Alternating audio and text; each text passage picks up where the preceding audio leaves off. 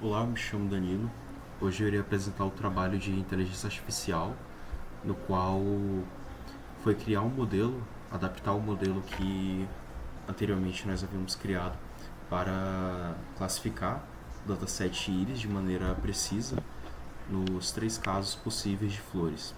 Aqui, basicamente, o modelo foi adaptado para lidar com esse dataset, o Prime Index, que basicamente ele avalia pacientes com diabetes ou não, em relação a 8 variáveis, como glicose e IMC. Aqui um destaque, né? Diferente de problemas acadêmicos simples como o íris, aqui o custo de um erro é alto, pois o cenário é um cenário de triagem médica. Um falso negativo pode sinalizar um paciente doente sem tratamento, por isso evoluímos a rede para uma arquitetura de alta confiabilidade, porque anteriormente eu havia criado um modelo e eu havia tido um caso muito grave de overfitting, onde o treino ele se adaptava muito bem ao longo das épocas e ia se tornando cada vez mais preciso, enquanto na validação eu tinha uma quantidade de erro que aumentava com o passar do tempo, especialmente para falsos negativos, que é o caso mais grave nesse cenário, né? Aqui na engenharia de dados, o rigor foi na padronização. O particionamento foi escolhido o 70-15-15, separando os dados exclusivos para treino, validação, ajuste fino e teste, como é o padrão na maioria dos modelos.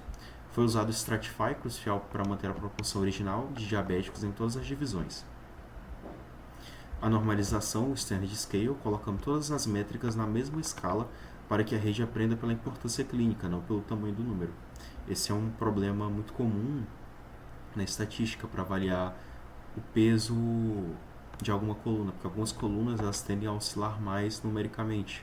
Por exemplo, o peso tende a oscilar muito mais do que a altura. Isso poderia acabar enviesando, colocando o peso como muito mais importante do que a altura em alguns casos, por exemplo. A arquitetura foi utilizado o Batch Normalization, introduzimos uma camada que normaliza os dados dentro da rede. Isso evita que os sinais atropelem uns aos outros, permitindo um aprendizado muito mais profundo e rápido.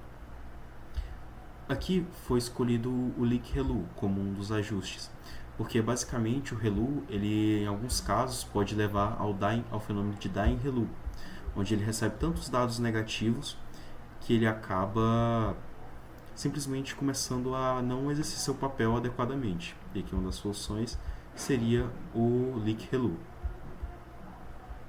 O Dropout ele é muito interessante, ele é uma estratégia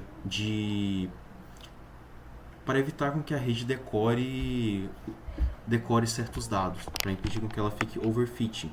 Basicamente, o que ele faz? Ele desliga aleatoriamente alguns neurônios na rede, aleatoriamente. Isso obriga a rede a ter um aprendizado mais dinâmico, evitando que ele decore e fique overfitting. Aqui, o artigo que eu utilizei para estudar sobre isso foi esse artigo aqui. Dropout, a simple way to prevent neural networks from overfitting, desses senhores aqui de nomes difíceis, basicamente. E estratégia de treino, o ajuste fino no caso, foi pesos nas classes, ou seja, colocar a classe weight, já que o falso negativo ele vem em menor escala, ele tem mais pacientes saudáveis do que pacientes com diabetes, é importante dar um peso maior para que ele consiga classificar os diabéticos de maneira precisa, ou seja, basicamente colocando um peso maior nesses casos. O Learning Ratio Scheduler, usamos um sistema que reduz a velocidade de aprendizado automaticamente quando a rede para de evoluir. Basicamente, ele impede com que o aprendizado pare em um determinado ponto, um ponto de cela ou um mínimo local. Assim, no gradiente, ele acaba conseguindo alcançar de fato o ponto mais fundo do gradiente. Seria mais ou menos esse mesmo raciocínio utilizado aqui. Aqui já nas métricas foi utilizada a curva de loss. Graças ao batch norm e ao scheduler, nossas curvas agora são estáveis e a curva sem as oscilações bruscas que vimos anteriormente. Já já eu vou mostrar como ficou o resultado final. A acurácia se tornou um pouco maior, Não foi o ideal, mas consegui ter uma melhora, principalmente com relação a falsos negativos. Certo? E aqui algumas perguntas que eu separei no final, que na prática já foram respondidas essas duas. O código resultado final foi esse. Certo, esse foi o código resultado final.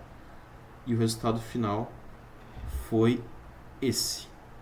Nós podemos ver que a acurácia agora é 77,59, um pouquinho maior do que era antes, com uma quantidade um pouco menor de falsos negativos. Aqui entre os dois testes, o qual foi feito com learning rating de 0.001 e o outro foi feito com um learning rate de 0.0005, que se manteve igual, porém nesse aqui a quantidade de falsos negativos foi um pouco menor. Aqui a acurácia final. Certo, basicamente seria esse o modelo.